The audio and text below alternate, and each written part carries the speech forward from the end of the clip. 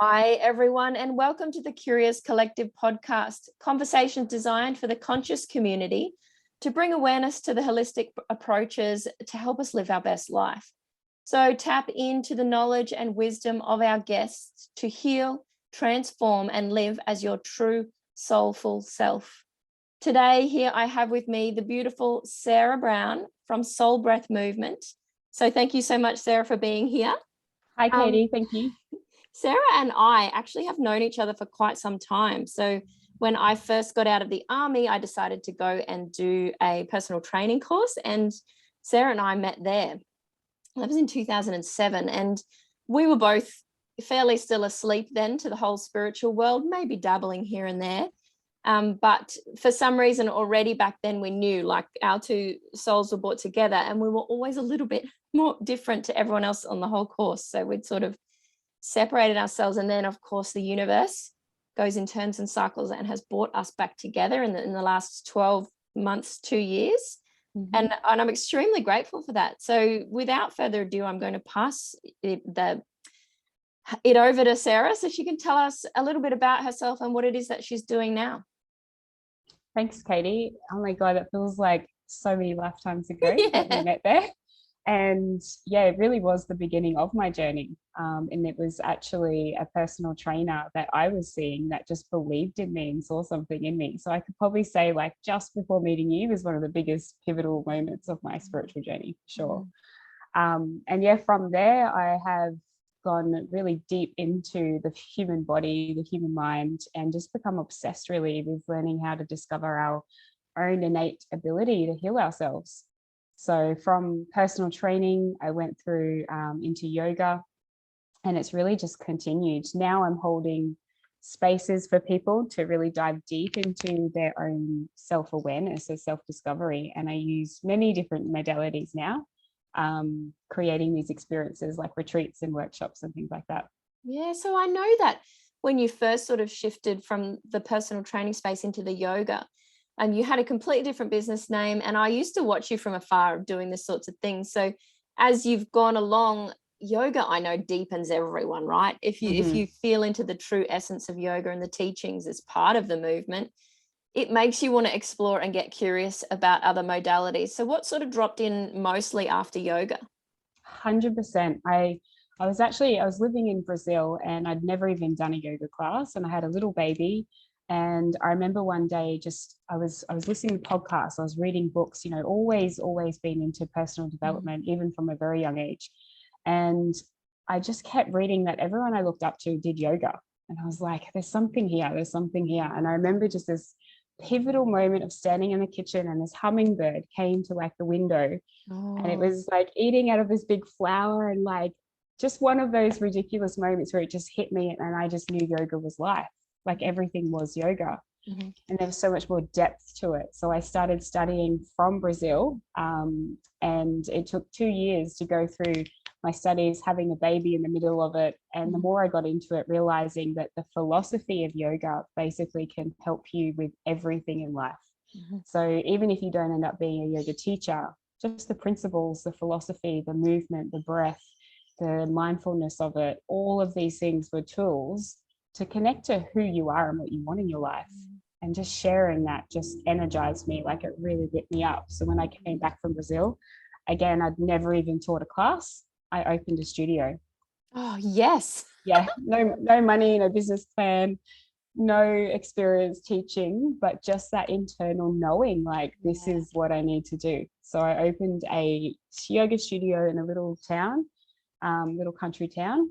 And it just went from strength to strength. It was almost like my playground. I got to explore everything else that I learned and teach it to this beautiful community in this studio. And seeing them sort of discover what yoga is truly about, I feel like for some, it was me personally with my experience with yoga, is I'd tried it, but it wasn't the right teacher for me. So I just thought, I'm wasting my time here. What am I doing here? But now, like, holy crap, if I'm in a yoga class, I enjoy every single part of it, and I don't even want it to end. Yes. It really does give us that space to connect to ourselves. My yoga style I kind of say these days you can have fitness yoga and philosophy yoga. And a lot of the studios these days are much more about the fitness aspect of it and doing, you know, putting your body through it sort of thing. I always had taught from a place of creating space for self-healing. So I was always very much more focused on stress management and taking it really gentle. It was like a massage for your body. It's basically a moving meditation, and really focusing on people understanding that they can move into that parasympathetic nervous system, that rest space, because we're just living in fight or flight. And that's my biggest lesson from the studio. Not one person walked through my door and was like, oh yeah, I'm not stressed. Yeah. No one. Even if they didn't feel stressed, they were in some way, you know, inadvertently carrying it within their bodies. And I know for me, like, yoga is shifting stuck energy in the body. And if I go in with the intention to just move energy through my body and connect to breath, which we'll go into a bit later on, it's a win-win every time. 100%. Yeah. And what was the biggest sort of transformation in the community when you're running your studio? Is there anything that comes to mind that you can really draw back on? I think starting in a little country town, there wasn't anything like that. So it was community. And this was another massive part of the puzzle for me. Yes, you've got your yoga, you've got connecting to breath and, you know, being gentle on your body, but then finding a community of like-minded beings. From there, I started a sister circle. It's been going for 5 years now and has been transformational for so many people, just from coming together and sharing openly, honestly, authentically, just in a space of acceptance. So that was huge in the community. And I still live here and it's still a big community, and we still, you know, dive into all the different things that I'm constantly sharing. But yeah, that was huge, the community side. I realized we need that for self-healing. 100% for self-healing. And I love how you spoke into that safe space. So I know personally that you're fantastic at holding space, and it's really important for people coming into a circle of any kind to feel safe and to be seen and heard and be able to be vulnerable, but not like too raw. That then they leave and then they don't know how to, you know, fix that. Yes. And that's another lesson from just holding these spaces, was that for any healing to occur, we need to create safety. And essentially through the healing is finding that safety within your own body. So then you're safe in any environment, you're safe in any experience, because you trust yourself and you are safe in your body. And unfortunately, through a lot of our, you know, experiences and traumas in our life, that's one thing that we first can disassociate from. Because our body, like, we're an animal, right? So our body has the same instincts as, you know, a bird knows how to fly around the other side of the world to lay its egg, and they go back to the same tree every year. Like, you know, these are all just instincts. And us as humans, we have all of these instincts to guide us through our life and to know what's good for us and what brings us into harmony and what makes us feel alive and even fulfillment, like in our days. But disconnecting from our body, from whatever we've been through, we don't trust that anymore. We all know that kind of gut feeling if you get nervous, or, you know, we have all these sayings even like trust your gut or it's in my heart or things like that. But we're so disconnected from that. So a big part of what I do is help people to feel safe in their body again, so that they can come back into themselves and trust that inner voice, that internal guidance system. I absolutely love that. And I see it quite a lot where people have lost or they, you know, are seeking the answers all like externally to themselves, not realizing, as you spoke into before, like the innate wisdom and all the answers to the questions and knowledge is actually deep within you. Yeah, 100%. And, you know, I've just started, we were talking a little bit before, I've started really diving into the NLP and hypnotherapy and timeline therapy. And I spent a good 5 years really in the somatics. So I've done the yoga, we did dance. Dance was a huge part of the healing in our bodies. We did breath work, which is probably still my key focus on really deep healing. But then it started shifting to the more mental side of like, what can we do just to create shifts, like simple shifts in a short amount of time that isn't like a massive deep process.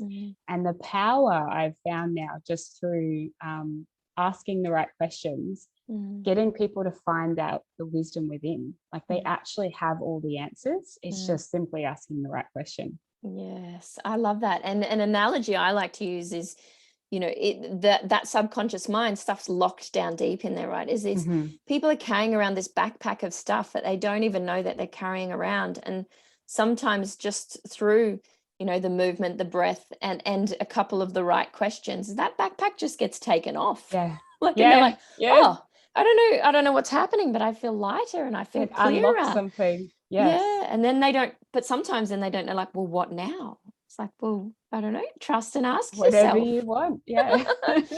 Yeah, it's so we're not cool. used to having that freedom to dare to dream big or desire and connecting to what we want. So you're right, it's the process of like identifying what needs to be released from the body. And then one of my biggest things when people come into a workshop or a retreat, it's they get here, I'm like, why are you here? And like, everyone has this and that. I'm like, really, it all comes down to everybody wants to feel alive. Like you just want to feel alive. You want to get up and be like ready to take on your day, feel good about yourself and your environment and your family. Like just I think we have so much pressure and feel a lot of density these days that we're not quite awake. It's a bit more like autopilot.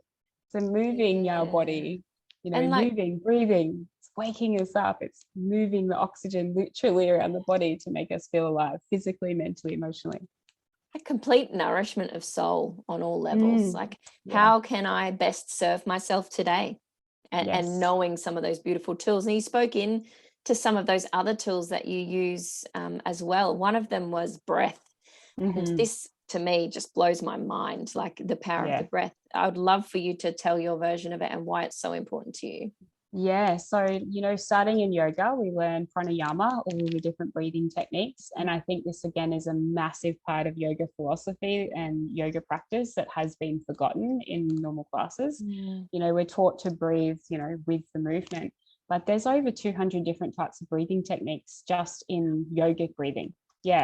And every time we change the breath, our breath has access to everything in our body. It can change our hormones. And then our hormones change our mood. It changes our healing ability. It changes, our energy. It changes everything. It's the only thing we have from the moment we wake up to the moment we die. So nothing else is permanent, only the breath. And we're not taught how powerful it is. It's unbelievable that we're not taught this. So from yoga, I studied meditation, and I realized the breath is what gets people into like that trance-like meditation. And then dancing, I realized it feels so good, or running, or anything where your heart rate up and you're breathing deeply. I'm like, even when people are doing artwork or something that they find meditative, you notice the breath starts to slow down. And so I just kept realizing, I'm like, oh my God, it's all about the breath. Everything is breath. It's just all the breath.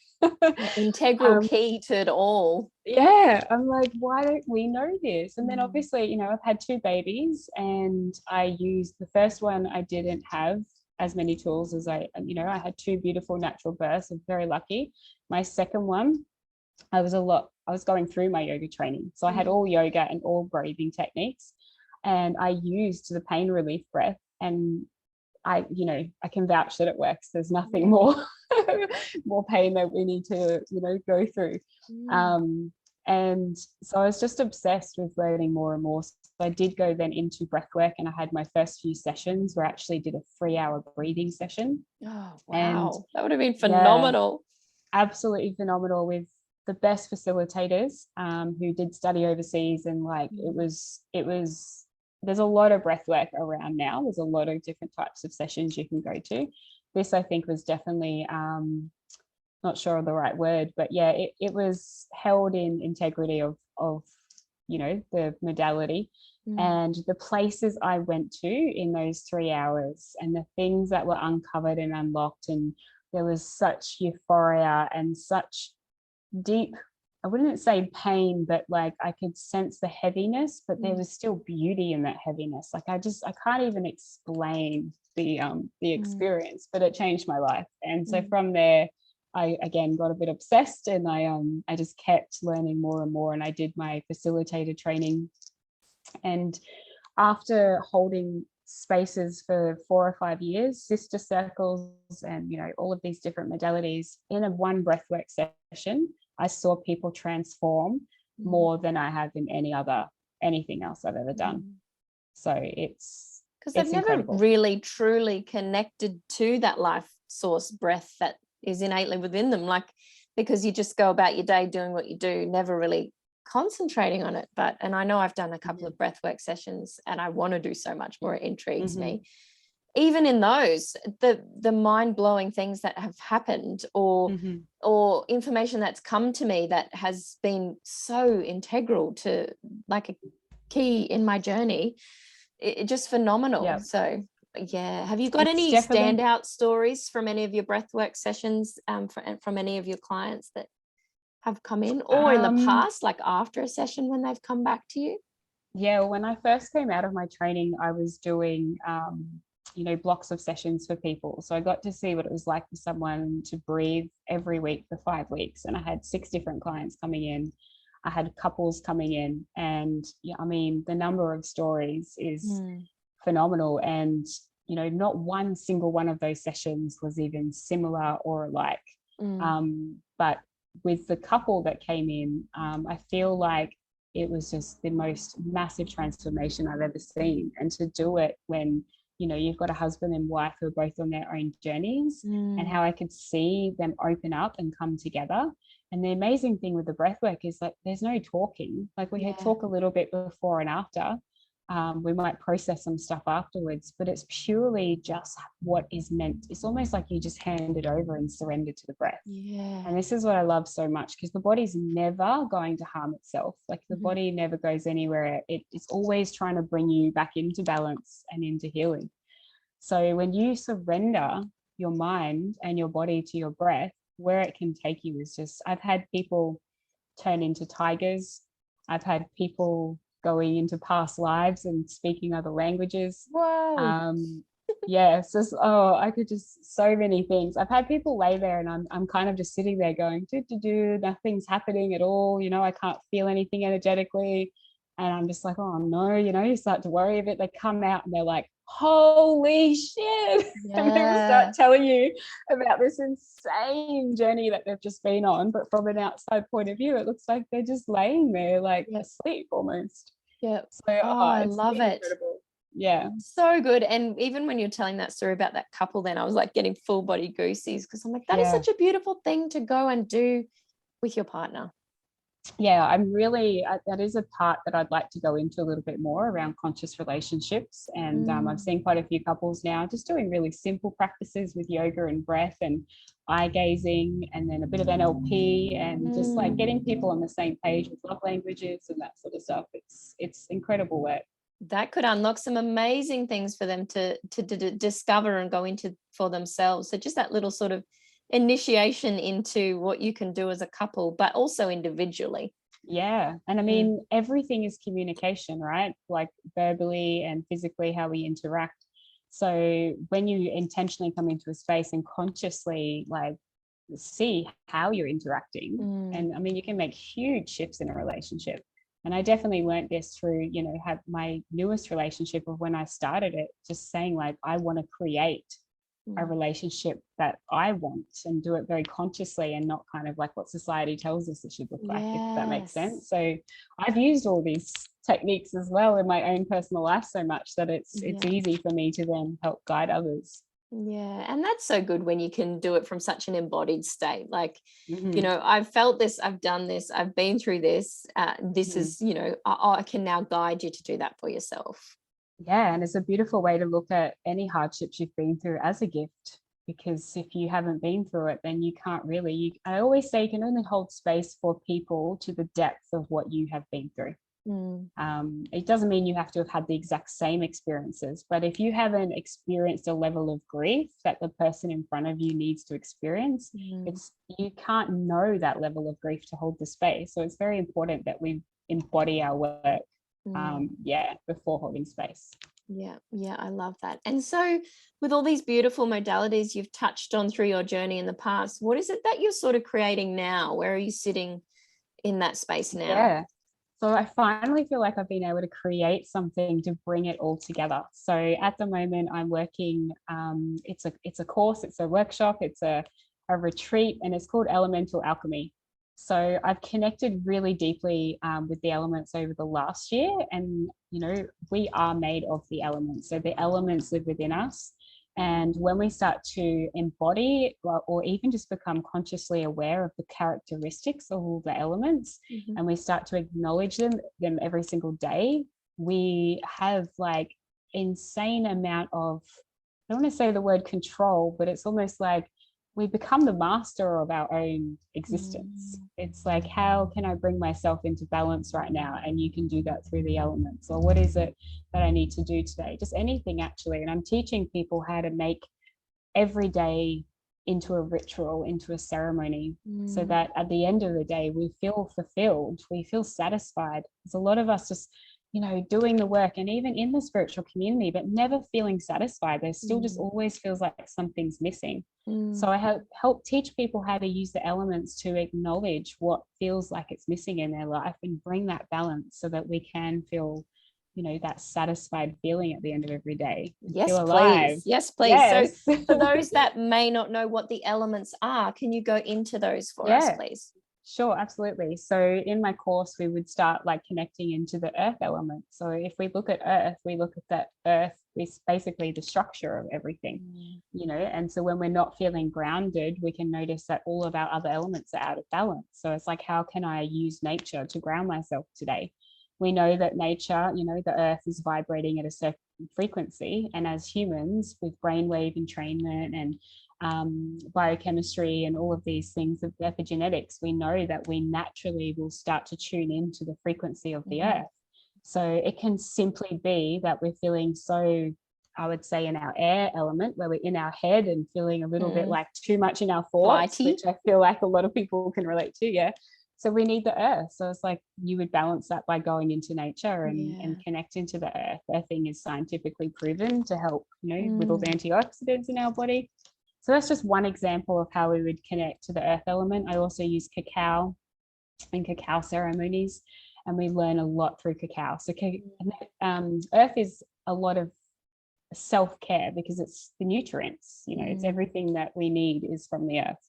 So once we feel grounded and safe in trusting that we are, we're going to survive, when we release all of those survival mechanisms and protective mechanisms we've built up to try and survive, when we can release all them, it opens up so much for us. So then we would move into the waters, and you can relate these to the chakras as well if you're familiar with those. So the earth is the root chakra, water is the sacral, it's our sexuality, our sensuality, it's our creativity, but water is also the wisdom keeper.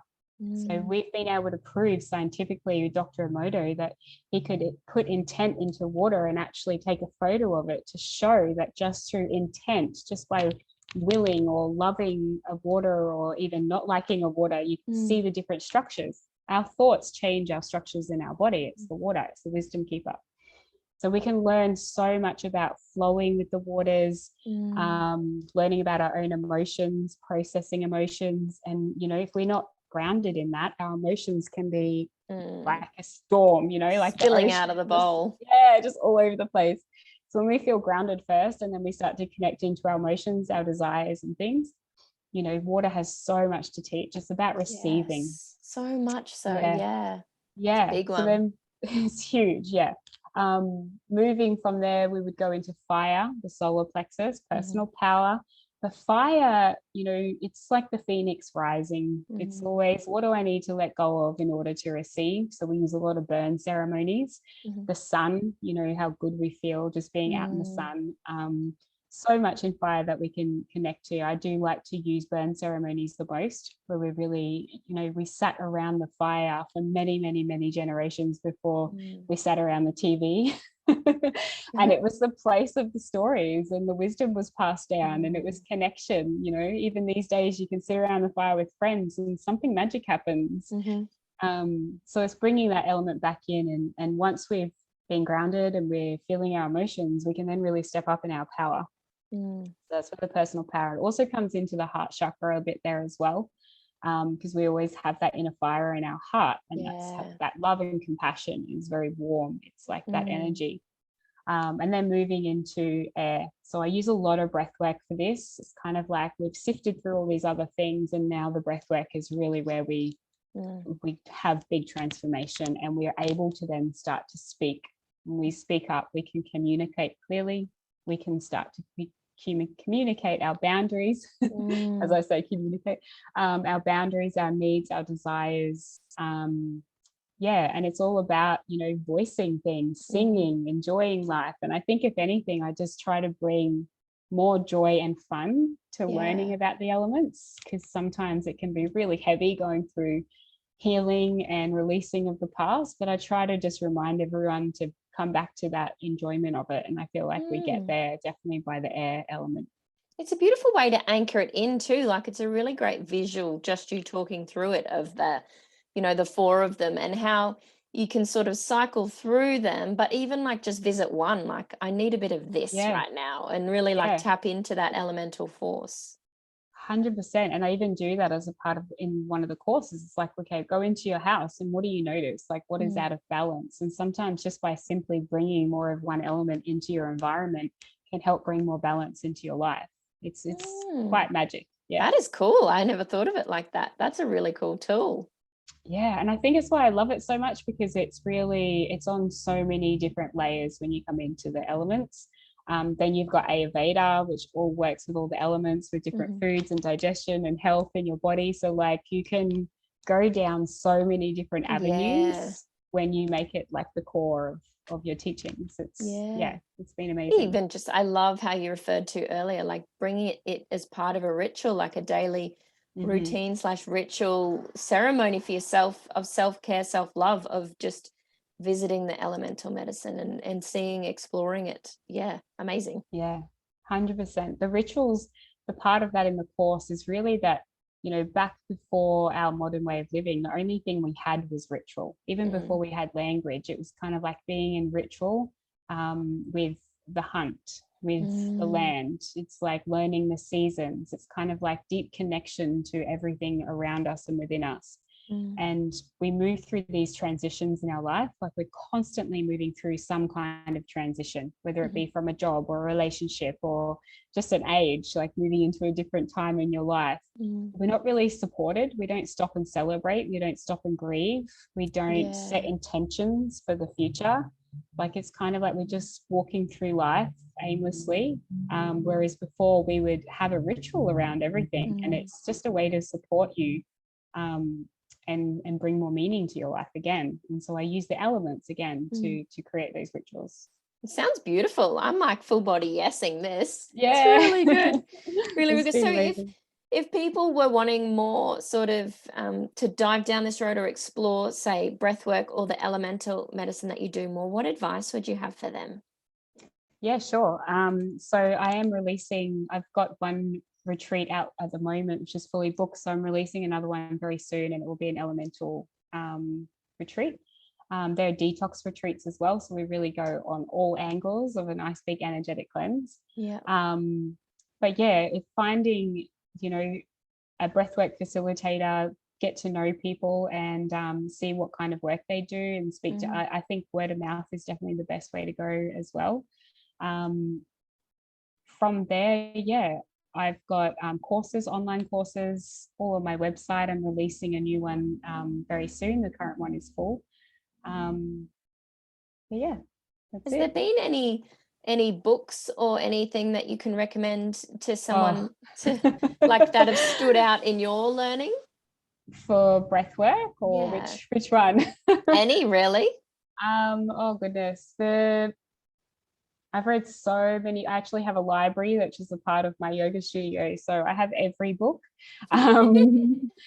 But Breathe is a very good book. It isn't actually about breath work. I think the name escapes me right now. It's called Breathe, and there is a lot of insight around the power of the breath for that one. And just about breathing slower rather than deeper is it's all so simple but very, very potent. My yoga teacher once said to me, if when you were born you were given a prescription of how many breaths you could take in your lifetime, you'd concentrate more on how many you're Yeah. actually taking. And I'm like, whoa, that has completely blown my mind. I've never thought of it Yeah. like that. The yogis say that everyone is born with only a certain amount of breaths in your life. That's how they measure, because the age doesn't actually mean anything, because you can have someone who's 90 that's like been doing yoga and they look 40 and they're running marathons, so it's like they measure it by the breath. And if you look into nature again and you look at the animals that breathe slowly, like a turtle who lives to, or a tortoise who lives to 100, and then the animals who breathe quickly, who are like rabbits and dogs that have about 10 to 12 years. So again, you can see in nature that it is actually measured by the breaths of how long you live. Well, that is a really awesome note to leave people on, because they're going to really think about that. So thank you so much, Sarah. Is there anything else that you would wanting to share with the listeners right now? No, I think we covered a lot there, and that was amazing. Thank you for having me. You are so welcome. And we may get you on again, whether it be here or even in the paid Curious Collective community, just to do some more around breathwork and the elements. That would be amazing. Beautiful. We'd love to. Thank you so much. Bye. Thanks, Katie.